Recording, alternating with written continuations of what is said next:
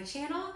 I'm going to show you guys how to use the Shark Flexstyle to get blowout style curls like this. This has been one of the most requested videos that I've gotten ever since I shared that I got the Flexstyle and I showed you guys how my hair looked, and I love it. You guys love it. I absolutely love it, and I'm going to show you how to use it, so let's get into it. So we want to start with clean, damp hair.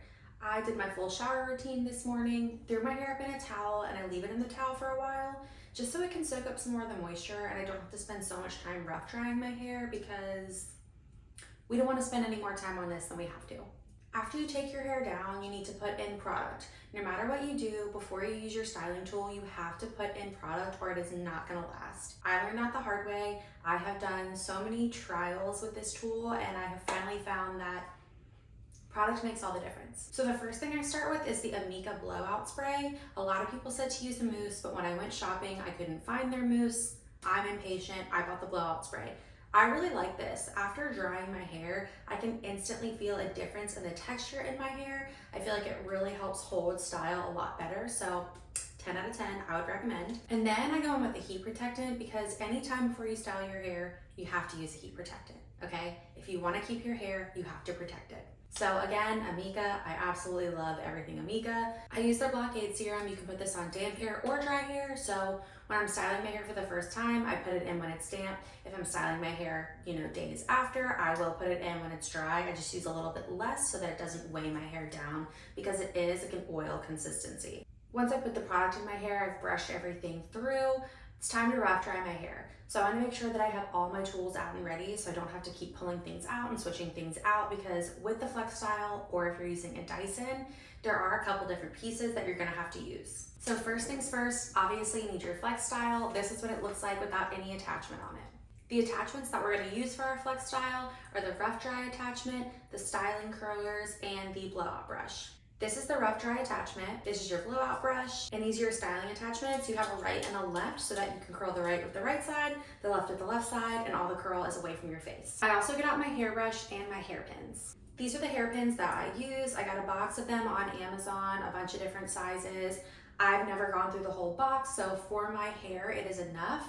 I do have one row of extensions, so I have a good amount of hair, but if you have super thick hair, you probably need 2 boxes. I'll show you guys how I use these, but these have made a huge difference in my curl as well. Letting the curl completely dry in the pin makes a difference. So first thing we're gonna do, like I said, is rough dry our hair. So you're gonna need your rough dry attachment, and these are so easy to put on. You just place them and then they click right in place. The thing I really like about this tool that I don't think the Dyson has is it has a huge range of motion. So it has a little button right here that you push down and you can actually twist this to the side. For drying your hair, this is more like a typical hair dryer. Feels super natural, feels way more comfortable than trying to point the whole tool at your head. And then when you have your styling attachments on, you can turn it back the other way. And I'll show you when I do that, but just giving this girl love because she really is flexible. So on your tool, you have a power button, you have a heat button, and you have an air button. When you turn it on, both of these will have all 3 lights on, which means they're at their max. I use this tool at its max all the time because it does also have a cool shot button. And I'll show you how to use that when I'm styling, but for the rough dry, we use it at a max. So let's do it. Once you finish rough drying your hair, I just go through everything with a brush and brush everything through because I'm chaotic, and when you rough dry your hair without a brush, it's kind of naughty. So I brush all the knots out and I make sure that it's pretty dry. That's another thing that I've learned about this tool is I've seen some people say that you want to get it to about 85% dry or 90% dry. And the thing is, you only have the styling rod on each piece of hair for 15 to 20 seconds. That's not enough to finish drying your hair if it's not already dry, especially at the root, and that is what will make your curl fall faster. So make sure your hair is essentially fully dry. It can have that kind of freshly dried fluff feeling to it. My hair kind of retains moisture when I first wash it, so I feel like it has a harder time holding a style, but you just want to make sure that you have thoroughly dried your hair and there are no damp spots. So the next thing you're going to do is start styling. You're probably gonna wanna section your hair. I never section my hair for anything, I'm bad. But for this, I do actually like to section my hair just because my natural hair and my extensions are different lengths. But with that being said, I do only separate the top section of my hair above my extensions. I do not separate what's underneath, and I'll show you, but that's kind of the sections that I put my hair into. Sometimes I use a clip. Today I'm using hair tie because the clip usually falls out and I don't want it to get on my face or my way when I'm trying to record this for you guys. I like to split my hair in the right and the left, have everything in the front, and I start curling from the back so that when I have a piece curled, I can throw it to the back and all that's back here is curly hair, all that's up here is straight hair. I don't know if that's just a me thing, but that's how I've always curled my hair. So that's how we're gonna do it. And I start with the right side, so I'm gonna turn my dryer right side up, and then you have another attachment here to like release the tool.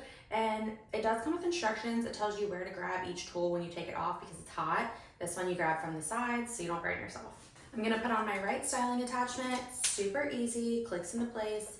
And then we're gonna do the same thing with this. We're gonna leave both of these, the heat and the air, at the max. They're already at the max, but if they get turned off for some reason or changed, put them back on max. And I put my hair in the barrel for about 15 seconds, and then I do a cool shot for about another 15 seconds. And then I pin each piece of hair. I'll show you how I do this, but I just wanted to give the explanation before I get started. And I should also note, if you have longer hair, it's a little bit harder to get it to wrap in the barrel. It just takes a minute to pick it up. It's easier to wrap short hair because only so much hair can fit in this barrel. What I have found makes it easier is if you feed the hair through the top of the barrel, it naturally just goes through to the bottom, whereas if you start at the bottom, it's gonna kind of get caught and start to wrap around the bottom of this piece, which obviously is doing nothing for it. So try to feed it through the top. It can get a little messy. We're going for that blowout look, but just a tip.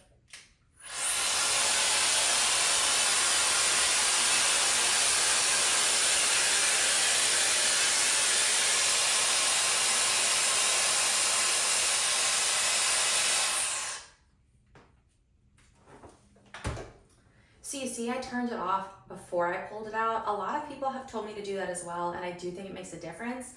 I'm not gonna lie, sometimes when I'm in a rush, I do not turn it off every single time in between pulling the curls out. I just pull them out because I'm gonna pin them anyways. So I'm gonna show you guys how I pin. Because this is a little bit smaller of a piece of hair and it's towards the back, I'm gonna get a smaller one of my pins. I'm gonna take the curl from the bottom and just essentially go with the natural curl pattern and kind of pick it all up. And this is a little messy, okay? Obviously that's not perfect in any means, but I just take my pin, clip it in my hair, and I'm actually clipping it into my extension weft. If you have extensions, be super careful when you do that, but it kind of helps because I don't have a ton of space on my head without them. So yeah, essentially that's how you do this all the way around. We're just gonna get into it and I'm gonna show you guys how I do the rest of my head.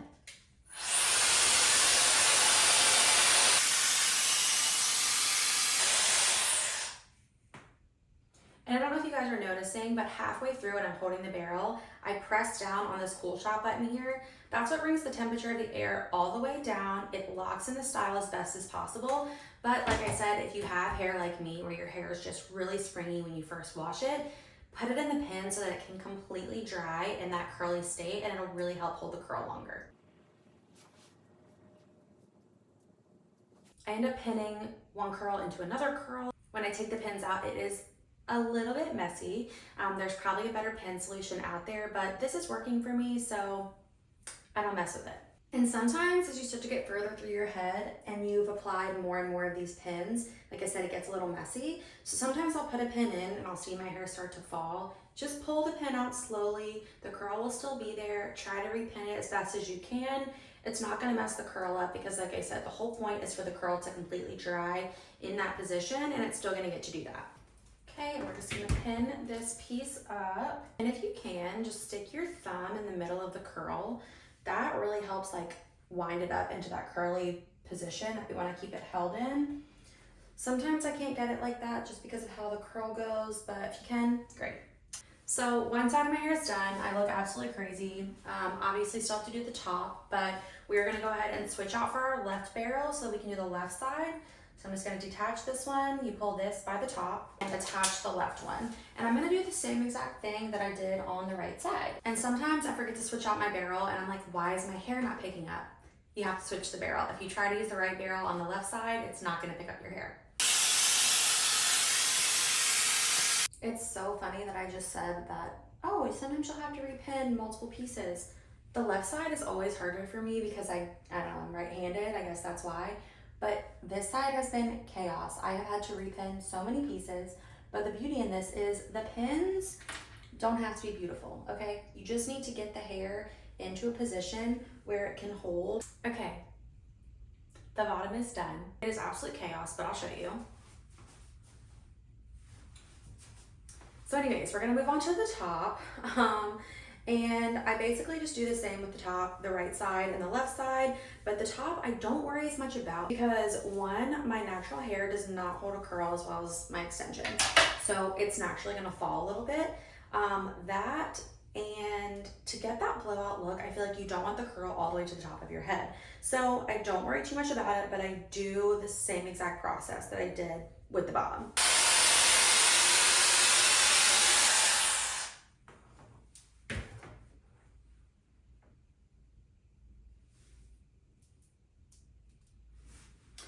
And you do want to be kind of careful when you're doing this, especially once you've already placed pins in your hair, because if you didn't notice, the pins are metal and this is heat. Metal will get really hot really fast. Really hot, really fast. Did I say that right? Anyways, so when I'm doing a section where I've already put pins in, so like this, for example, obviously I have pins all underneath. When I have it in the wrap, I try to hold it away from my head.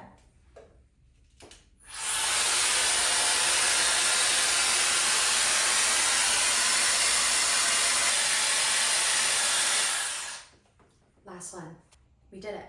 So I'm gonna leave these in my hair for a little bit before I take them down. And while we're waiting, just a couple more tips about the Flexstyle. So first thing, if your hair is not reluctant to hold a curl, you might not need to do the pins. Maybe try it once and see, because I wouldn't want you to pin your hair up and then you look like Shirley Temple all day. But I have found through trial and error that I have to do this or it doesn't hold my curl. Sometimes I will do this before I go to bed and I will sleep in the pins. I know people on TikTok have asked me like, show us how to do the overnight tutorial. This is literally it. It's not really comfortable to sleep in. Maybe if I had like something to wrap my hair in, I could do that, but it's just not comfortable. So I've decided I don't want to do that anymore. If you want to do it, go for it. But when I sleep in them, I do have to spend a little bit more time in the morning using the blowout brush, which I'm gonna do when I take these down on just the front pieces.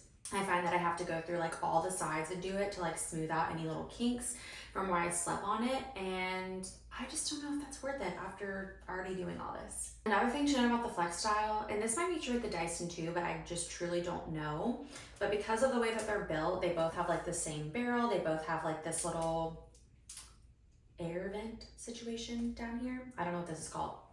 But anyways, I found that my shark kept cutting off. I thought that it was just overheating, and I think it was overheating, but I was like, okay, I'm gonna turn it off, I'm gonna come back, maybe I've just had it running for too long, because this is one of those times where I didn't turn it off every time I pulled it out, so it was just running the whole entire time. So I was like, that makes sense, like hair tools overheat, it could be overheating. So I sat it down for like 20 minutes and then came back, and it was still cutting off, and I was like, there's no way it's still overheated, it should not still be that hot. So what I found is that this actually needs to be cleaned out kind of frequently, because I haven't had this for too long. But basically for the shark, I don't know about the Dyson again, probably similar mechanics, but you just pull this down and there's like all these little vents right here. There's probably like a nicer brush or way that I could do this. I literally take my little pins because they're sharp and pointy, and I just, this is actually metal, and I tried just doing it with like my hand or a Q-tip, and the fuzz and dust that was here was stuck really good.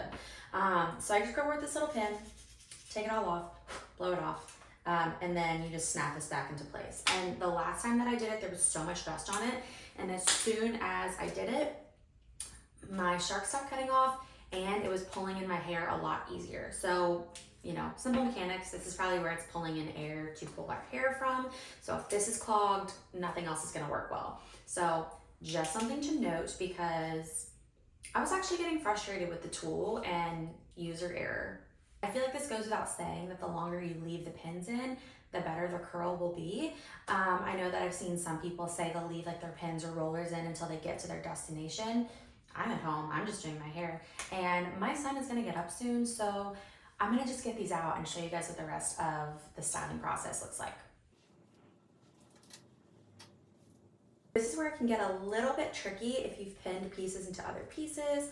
Sometimes hair will get stuck in the back of the pins, so just be gentle and don't rip your hair out.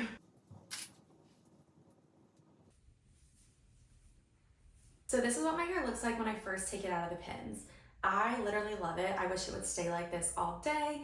Unfortunately, just the way that my hair is, it's gonna fall a little bit more. I usually take my blowout brush attachment and go through the front pieces, just pulling them up and outward. And sometimes I'll do that around the sides too, just to kind of smooth things out if I need it. But I feel like this actually looks really good because I didn't sleep in it. I don't have any of those kinks to smooth out. So I'm gonna leave it as is. Obviously you can use the styling brush just like you would use a round brush with a hair dryer, but it's all in one. And then you could use rollers or something like that. But that's what I normally use that for. Just not gonna do it today because I actually like how it turned out. I do like to use a hairspray to finish off. I usually just use like some type of fine mist. Maybe like a texture spray works better for you. Whatever you find works for your hair, use it. I have just found, and other people have said this too, with this tool in particular and with a blowout style, you don't want to put anything too heavy on your hair. This is just some Kristen S Ultra Fine Workable Hairspray. I ran out of my hairspray that I normally use, so I just grabbed this at Target. I don't hate it. You just want to use something that is kind of light so that you're not putting anything super heavy on your hair and ruining the curl. I hope you guys liked this. I absolutely love this tool. It has become the main way that I style my hair. I'm definitely going to do another video to show you how to get a similar style curl with a curling iron if you don't have the Shark Flexstyle, the Dyson Airwrap, or don't want to get either. So stay tuned for that. If you haven't done so already, please like this video, please subscribe, and I will see you guys next time.